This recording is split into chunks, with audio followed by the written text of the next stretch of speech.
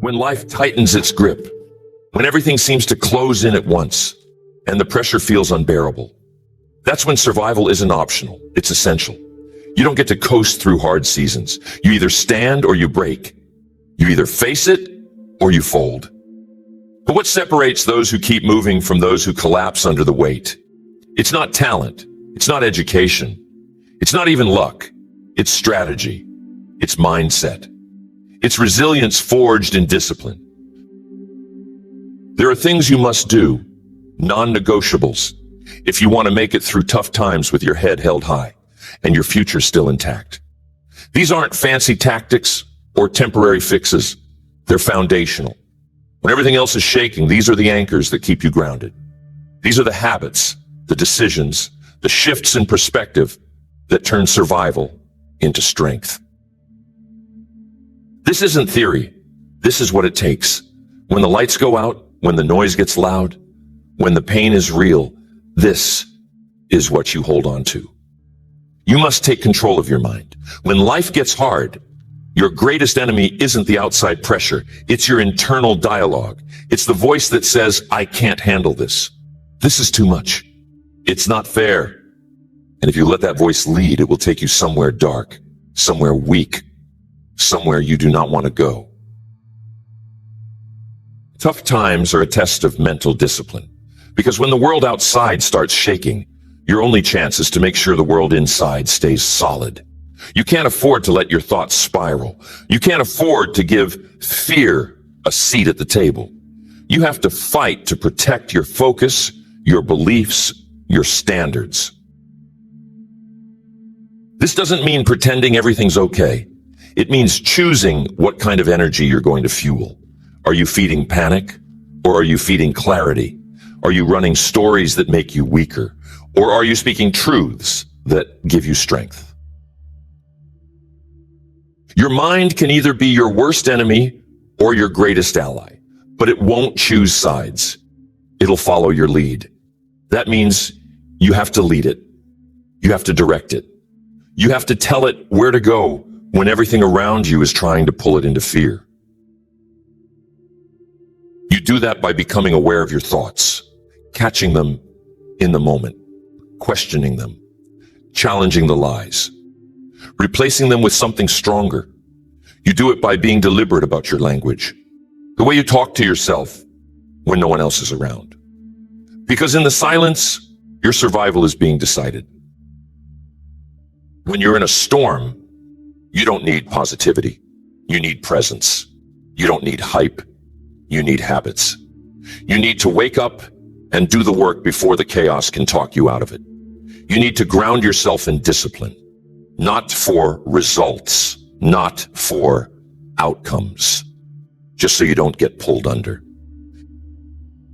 Mental toughness isn't about acting strong. It's about getting real. It's about understanding that life will not stop being difficult just because you're overwhelmed. It's about being able to say, this is hard, but I'm not quitting. It's about facing the truth head on without letting it break you. You train your mind the same way you train your body.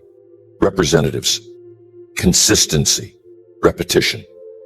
You don't wait until things are easy to build your mental strength. You build it in the middle of the storm. You build it by choosing what you focus on, by deciding what meaning you attach to your pain, by standing guard at the gates of your thoughts. You must become the kind of person who knows how to speak power into your own soul when everything else is falling apart. The kind of person who knows how to breathe when the pressure rises, who knows how to reset, realign, and keep showing up, not because it's easy, but because you refuse to be ruled by weakness. Control your mind or it will control you. That's not a cliche, that's survival. In tough times, you don't rise to the occasion. You fall to the level of your preparation, and your preparation begins in your thoughts. You must simplify everything. When life gets heavy, when the storm hits, when your energy is low and your capacity is tested, complexity becomes your enemy. Complexity drains energy. It overwhelms your focus. It feeds anxiety. When everything around you is chaotic, your power comes from creating clarity inside your world. That means cutting the noise, cutting the distractions, cutting the unnecessary. You need to reduce your life down to what actually matters, what actually moves you forward, what actually strengthens you. People lose themselves in hard seasons because they try to carry too much. They're trying to manage stress, fix everyone else, keep up appearances, chase goals, meet expectations, and all of it at once. But when the pressure is real, you don't need more on your plate. You need less. This is the time to strip things back. Get honest about what matters. Identify the few non-negotiables. The small handful of priorities that, if you keep showing up for them, will keep you grounded, will keep you strong, will keep you from unraveling. You need rhythm, not randomness. You need routine that calms your mind. Structure that gives you certainty when the world feels unstable. Maybe that's getting up at the same time. Moving your body for 10 minutes. Journaling. Taking a walk. Drinking water. Saying no to things you used to say yes to. Simplicity is not weakness. It's focus. It's clarity. It's strategy. It's the decision to make life lighter so you can carry what matters with more strength. In tough times, the worst thing you can do is try to live like everything's normal, because it's not. If you're in a storm, stop pretending it's summer. Stop holding yourself to standards that don't fit the season you're in. You're not giving up. You're adapting. You're choosing what gets your energy and what doesn't. There's power in saying, I'm not doing that right now. I'm not responding to that drama. I'm not chasing that outcome. I'm not trying to be everything to everyone. Because if it's not strengthening you, it's weakening you. And right now you can't afford to waste strength. Get quiet. Get small. Get focused. What are the 3 to 5 things that, if you just do them consistently, will keep you moving, even if it's slow? What are the few decisions you can make every day that will keep you aligned, grounded, and steady when everything else feels off? The truth is, survival isn't complicated. It's just hard. But hard gets easier when you stop making life heavier than it needs to be. When you stop chasing 10 different directions and start locking in on the few things that keep you strong. You don't need to fix everything. You don't need to achieve everything. You don't need to solve the whole storm in one day. You just need to stay steady, stay consistent, keep breathing, keep showing up. And you do that by simplifying. Strip away everything that doesn't serve your peace, your strength, your clarity. Choose less, but choose better. And you'll find that even in the hardest seasons, you still have what it takes to endure. You must keep showing up.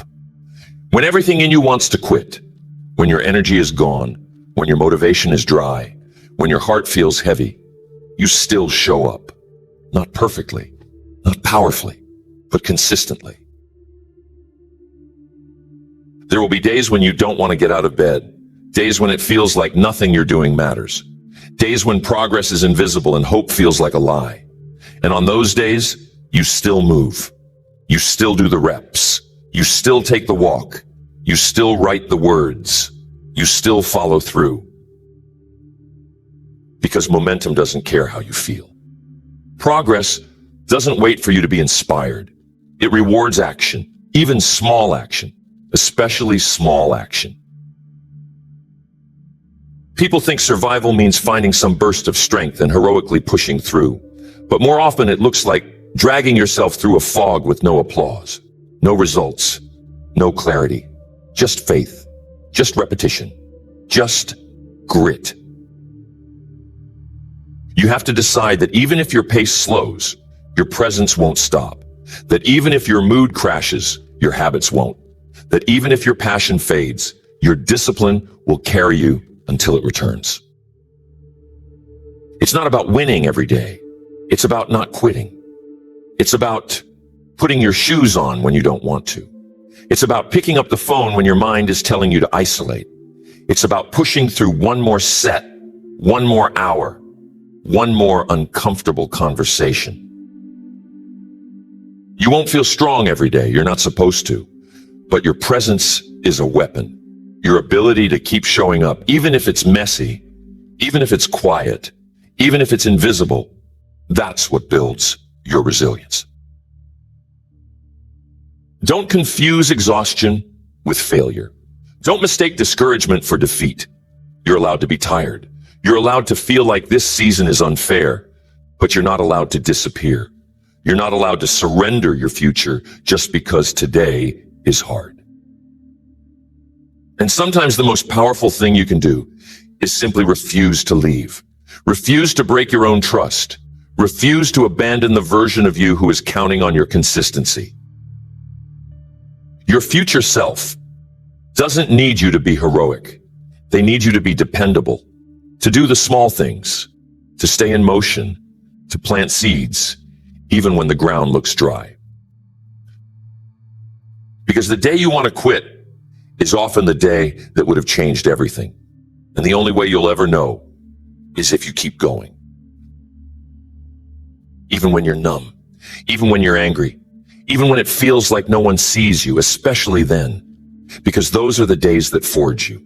Those are the days that shape you into someone who can carry weight without falling apart.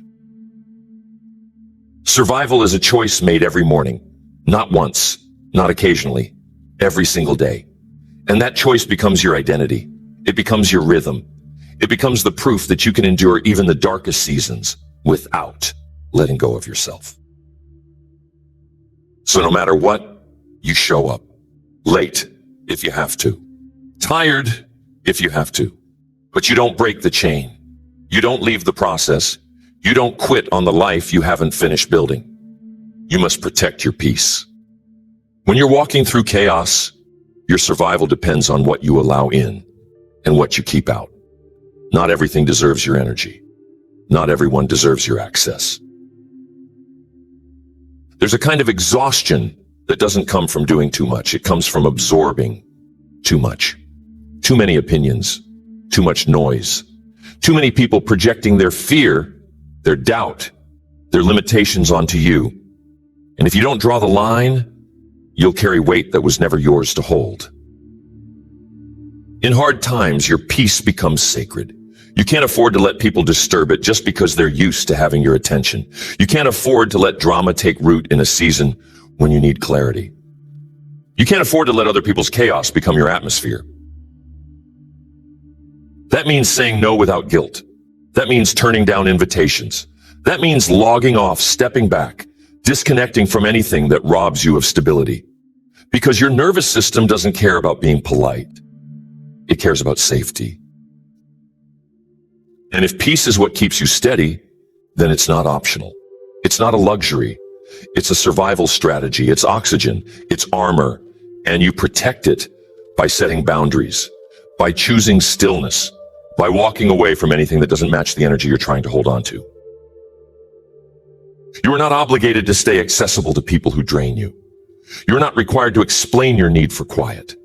You are allowed to build a world around you that supports your strength, even if others don't understand it.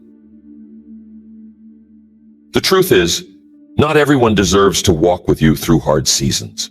Some people will only add confusion, insecurity, and noise. And just because someone has been close to you doesn't mean they should have a front row seat to your pain. This is the season for selective access, for choosing conversations that nourish you, for being around people who remind you of your strength, not your wounds, for protecting your schedule like your life depends on it, because it does. Peace isn't the absence of struggle. It's the presence of perspective. It's what allows you to breathe while everything else feels suffocating. And the more you protect it, the more clarity you gain, the more direction you find, the more capable you become.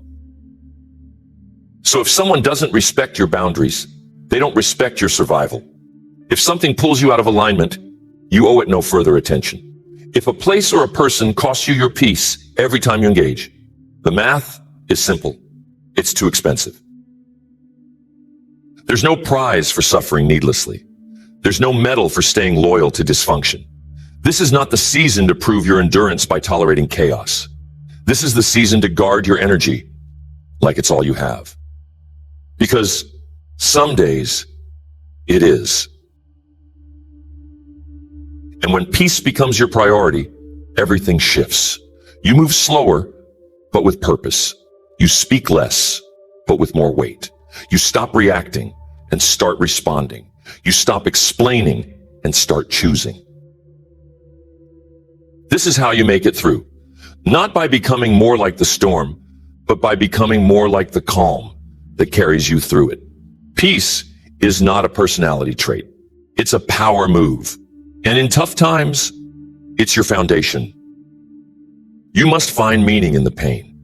When everything falls apart, when you're hurting, when nothing seems to make sense, your instinct will be to escape, to run, to numb, to avoid. But you cannot heal what you refuse to face. Pain isn't just something to get through. It's something to learn from. And if you don't find meaning in what you're walking through, you'll waste it. You'll come out on the other side bitter instead of better. You don't have to love the storm. You don't have to pretend it doesn't hurt. But you must decide that it will not be for nothing. You must decide that this season will shape you, sharpen you, deepen you, even if it breaks you open first. There's a kind of strength that can only be found in struggle, not in success, not in comfort, in raw, unfiltered pain. That's where you meet yourself. That's where you discover what you're made of. And if you stay present long enough, if you stop asking, why me, and start asking, what can this teach me? You begin to shift. You stop being a victim of your circumstances and start becoming a steward of your growth. The truth is, growth hurts, but so does staying stuck. So does denial. So does pretending everything is fine when it's not. The difference is, pain with purpose changes you. Pain with no meaning just repeats itself. You must look your pain in the face and say, you don't get to break me, you get to build me. You get to teach me what matters. You get to refine me. You get to introduce me to strength I never knew I had. Tough times don't just test you, they train you. They reveal what was hidden. They develop what was undeveloped. They remove what was never needed. And you don't see it in the moment, but you will. You will.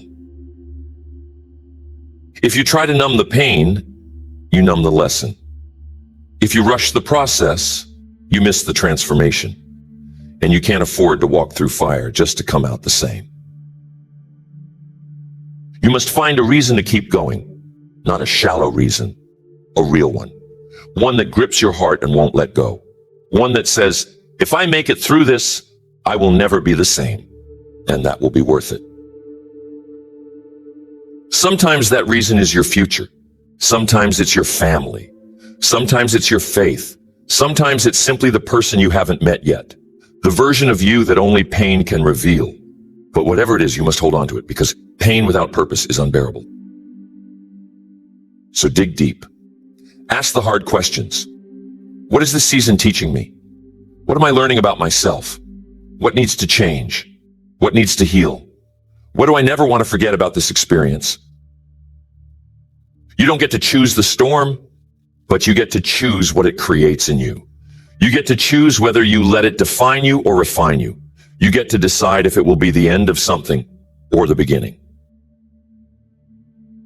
This is how you survive, not just by getting through the pain, but by using it, by finding meaning, by turning the most brutal chapters of your story into the foundation for your strength. You must stay connected. When everything falls apart, isolation starts to look like safety. You start telling yourself, no one understands. I'll deal with this alone. I don't want to be a burden. And that mindset is dangerous. Because while solitude can be healing, isolation can be lethal. The more you pull back, the easier it becomes to spiral.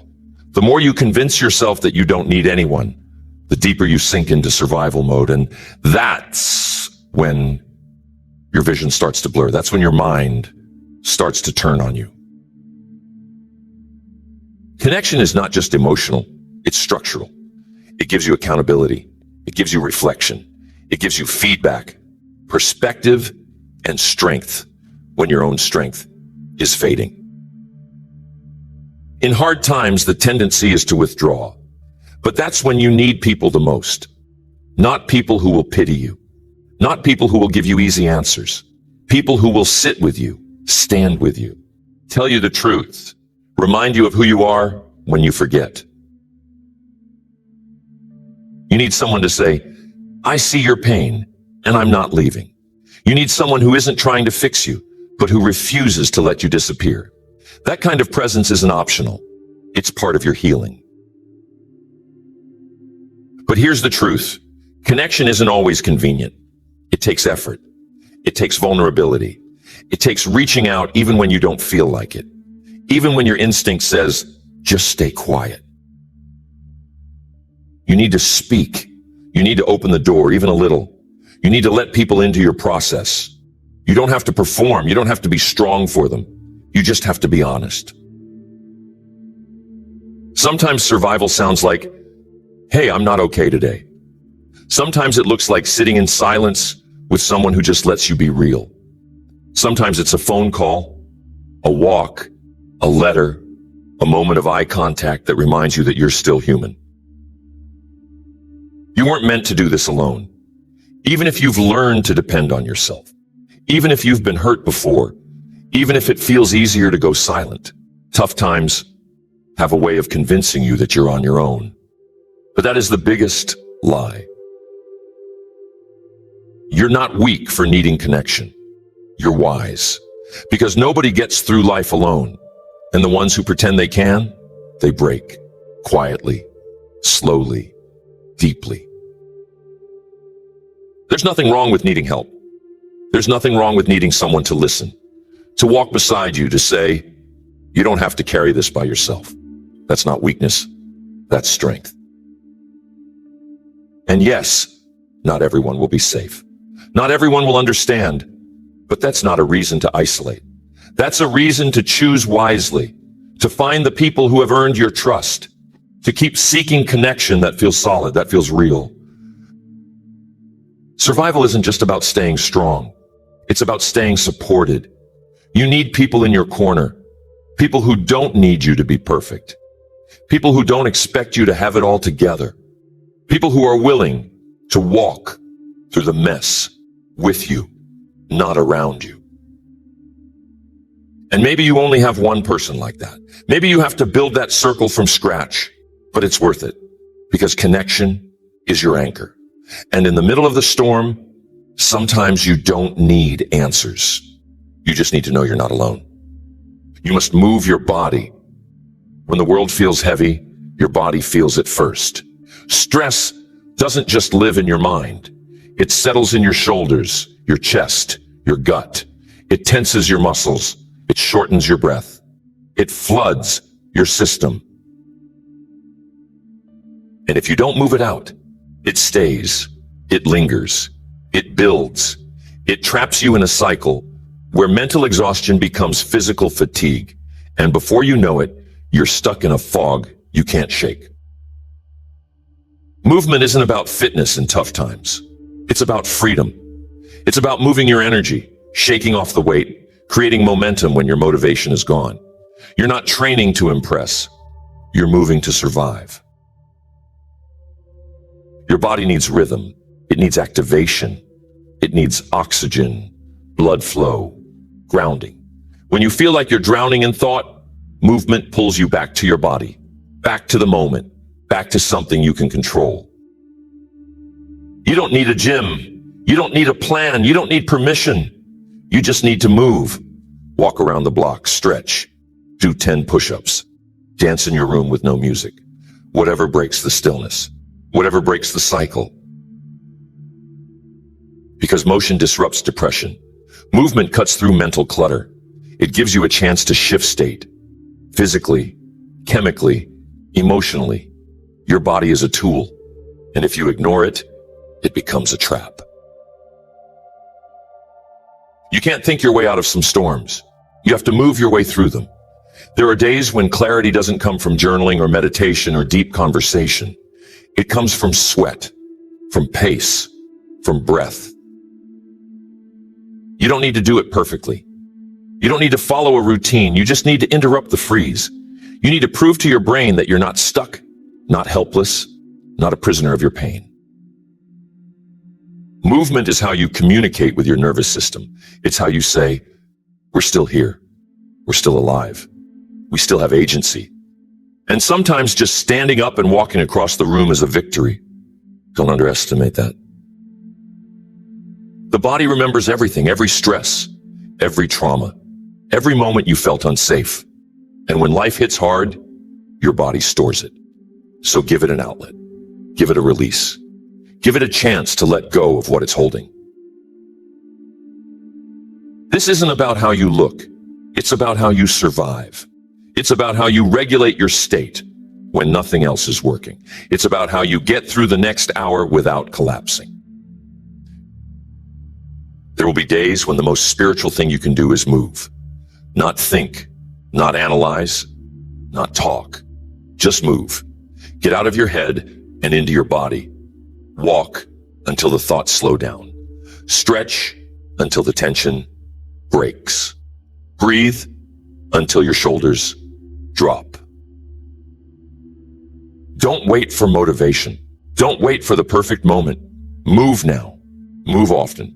Move even when you don't feel like it, especially when you don't feel like it.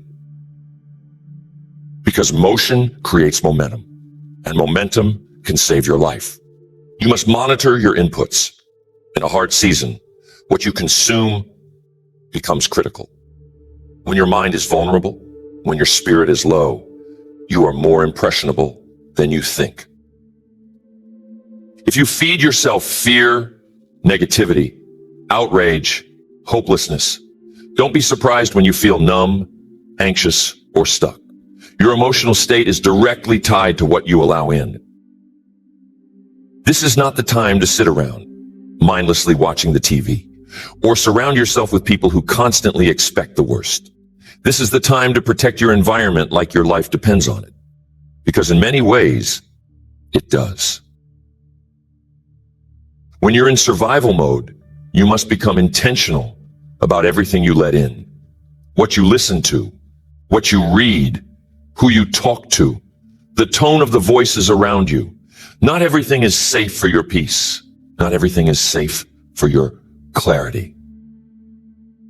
You can't listen to people who are addicted to complaining and expect to feel hopeful.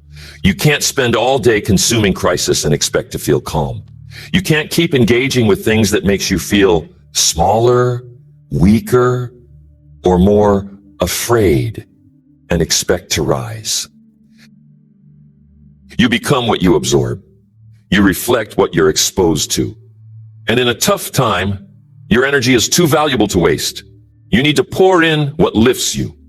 You need to guard your attention like it's your most sacred currency. This is where people miss it. They think survival is just about holding on. But no, it's about filtering. It's about choosing to turn off the noise, unfollow the source, pause the conversation, walk away from the energy that takes more than it gives. You need to hear truth. You need to hear courage. You need to hear the voices of people who have made it through, who speak life, who challenge fear, who build you back when you're breaking. You're already in a battle. Don't surround yourself with people or messages that add more weight to your back.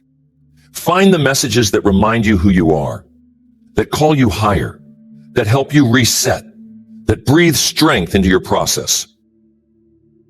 You don't need 100 voices in your ear. You need a few consistent ones that keep you steady, that bring you back to center, that tell you, this is hard, but you can handle it. Curate your space. Read the words that nourish. Listen to the things that fuel you. Stay close to the stories that inspire you. Distance yourself from any input that leads you into deeper darkness. Even small shifts make a difference. 10 minutes of something that centers you, a moment of silence, a page from a book that speaks to your soul, a person who holds space for your reality without feeding your fear. Your survival is not just physical, it's psychological. And when the world feels chaotic, you must build an inner world that feels solid. You must decide what gets access to your mind. Not everything deserves a voice in your life. Not everyone gets to speak into your direction. In a hard season, you don't need noise. You need nourishment. You must stop negotiating with fear. In hard times, fear grows louder. It multiplies. It builds arguments that sound reasonable. It dresses itself in logic and says, now is not the time. Fear tells you to play it safe, to wait, to shrink, to delay your decisions, to avoid risk, to stay where you are, even if where you are is breaking you. But fear is not a voice you can trust when the pressure is high. Fear always looks bigger through the lens of stress. And if you start making agreements with it, it won't stop with one decision. It will take everything. It starts with a single hesitation, then another. Then you're building your entire routine around comfort, around safety, around not now. And suddenly you've built a prison out of your own protection. There's nothing wrong with caution. But there's a difference between being strategic and being paralyzed. And you know the difference. You feel it in your gut. If you keep negotiating with fear, you will lose the very momentum you need to make it out. Because fear is not a fair negotiator. It only takes. It never gives. It's not there to protect you. It's there to preserve the version of you that's afraid. And if you're serious about surviving this season, that version of you cannot be the one calling the shots. You don't overcome fear by arguing with it. You overcome it by acting in spite of it, by choosing courage before you feel ready, by doing the thing you know you need to do, even while your hands shake. There will be times when the move you need to make will terrify you. That's not a sign to stop. That's a sign you're close to growth, close to freedom, close to something new. And you won't always feel bold. You won't always feel brave, but you don't need to feel it to be it. You just need to move. You just need to say, fear, I hear you, but you don't get to decide. This isn't about recklessness. It's about refusing to let fear narrate your future. It's about refusing to let your next step be dictated by your worst case scenario. Because the cost of letting fear decide is not just inaction, it's regret. It's potential left unused. It's progress delayed. It's power wasted. So you show up afraid. You speak afraid. You walk into the room afraid. You take the shot afraid. You keep moving because what's on the other side of fear is always something greater than what's behind it. Courage isn't loud. It's quiet. It's often invisible. It's the decision you make in silence when no one is cheering for you, when no one is watching, when everything in you says, wait, and you move anyway. If you want to survive this season, you have to get used to fear being in the room. But you don't hand it the mic. You don't let it drive. You let it sit quietly in the back while you go build the life it told you you couldn't have. You must keep your vision alive. In hard seasons, it's easy to lose sight of where you're going. It's easy to become consumed by what hurts, what's missing, what's uncertain. But if you let the present pain eclipse the future you're building, you'll forget why you started. You'll forget that this season is a chapter, not the whole story. And when you forget your vision, survival starts to feel pointless. You must remind yourself why this fight matters, why your healing matters, why your growth matters, why it's worth waking up, showing up, trying again, even when it doesn't feel like anything is changing. You don't just need discipline in tough times. You need direction. You need something to aim for. Something to hold on to when the progress is invisible. Something that pulls you forward when you can't push yourself anymore. Your vision doesn't have to be grand. It just has to be clear. It has to mean something to you. It has to touch something real in you. Otherwise, when it gets hard, and it will, you'll drift. You'll settle. You'll shut down. You need to remember the future you're protecting, the person you're becoming, the standard you're setting, the people you'll impact, the story you're rewriting. You don't need motivation. You need conviction. You need a vision strong enough to make the suffering mean something. You need something so real, so rooted, that it makes your current struggle feel temporary, even when it's relentless. You don't build vision from comfort. You build it in chaos, in pain, in fog, in failure. You build it by lifting your head, even when your heart is tired, and saying, I'm going somewhere. I don't know how yet, but I refuse to stay here. You speak your future out loud when your reality says you're lying. You hold the picture of your next chapter in your mind, like it's oxygen. You stop waiting for proof. You decide to believe before you see. That's what makes vision powerful. It's not a snapshot of what is. It's a blueprint for what will be. And in tough times, it's the only thing strong enough to pull you through. This is not about delusion. It's about direction. It's about staying aligned with what matters when everything else is screaming for your attention. Write your vision down. Speak it daily. Revisit it when your hope runs dry.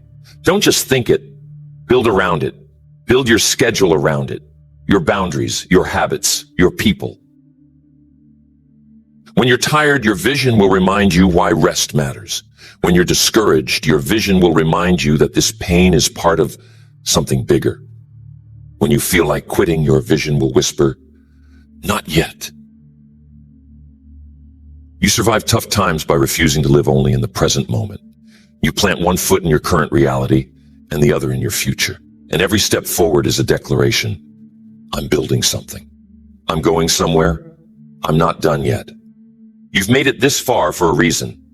Not to stop, not to collapse, but to stand, to strengthen, to step into what comes next with more clarity, more truth, and more resilience than you've ever had before.